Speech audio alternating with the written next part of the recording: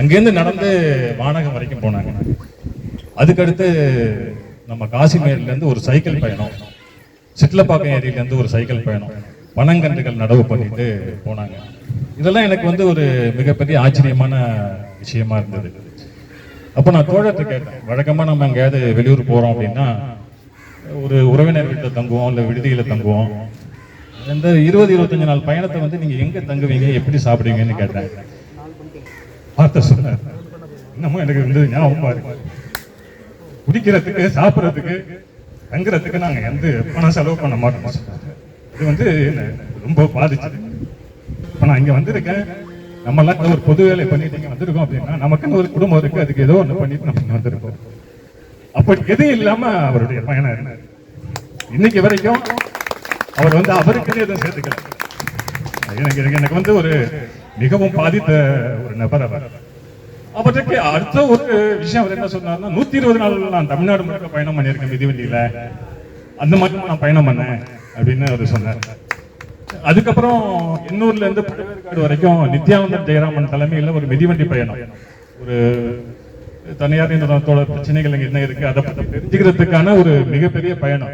அப்படி போதுதான் இந்த சூழல் அழிப்புலாம் இங்க எப்படி இருக்கு, என்னென்ன பிரச்சனைகள் இருக்கு அதெல்லாம் தெரிஞ்சுக்கிட்டோம். அதுக்கப்புறம் வடசென்னையில இருக்கிற பாக்கியம் சங்கர்ங்கிற எழுத்தாளர் கூப்பிட்டு வந்து யசோதான்னு ஒரு அம்மா, அவங்க வந்து ஒரு மிகப்பெரிய போராளி, அவங்கள அறிமுகப்படுத்தி அவங்கள வந்து ஆனந்த விடல்ல வந்து ஒரு தொடர்ல வந்து ஒரு புனைவா எழுத வச்சது, அந்த பகுதியில் இருக்கிற சிலருக்கு ஒரு சில உதவிகள்லாம் செஞ்சது. அந்த மாதிரி நிறைய விஷயங்கள் அப்படி பண்ணிட்டு இருக்கும் பொழுது ஒவ்வொரு தடவையும் நாங்க வந்து தாம்பரத்துக்கு போவோம் நிகழ்ச்சிகளுக்காக, அவர் ஏற்பாடு பண்ணியிருக்க நிகழ்ச்சிகளுக்காக. அந்த அகத்தியிலிருந்து தான் சென்னை முழுக்க பல்வேறு நிகழ்ச்சிகள் நடந்தது, பல நண்பர்கள் எனக்கு அறிமுகமானாங்க. அப்ப ஏன் நம்ம வடசென்னையில வந்து அத்தின்னு ஒரு அமைப்பை ஆரம்பிக்கணும் அப்படிங்கிற ஒரு நோக்கத்துல ஒரு சில நண்பர்கள் சேர்த்துட்டு அந்த அமைப்பை ஆரம்பிச்சோம். அதுக்கப்புறம் அத்தி வளர்ந்து நிறைய செயல்பாடுகள் இங்க செஞ்சுக்கிட்டு இருக்கோம். சரியா சொல்லணும் அப்படின்னா இப்ப கிராமங்கள்ல எல்லாம் ஒரு வழக்கம் இருக்கும், ஒரு வீட்டுக்கு ஒரு குலதெய்வம் இருக்கும். குலதெய்வம்னு பாத்தீங்கன்னா ஒரு மரம் இருக்கும், ஒரு 4-5 பசங்க அந்த வீட்டுல இருப்பாங்க. அவங்க அந்த வீட்டுல இருந்து வேற ஒரு ஊருக்கு போகும்போது அந்த மரத்துல இருந்து ஒரு கிளையை வெட்டி எடுத்துட்டு போவாங்க.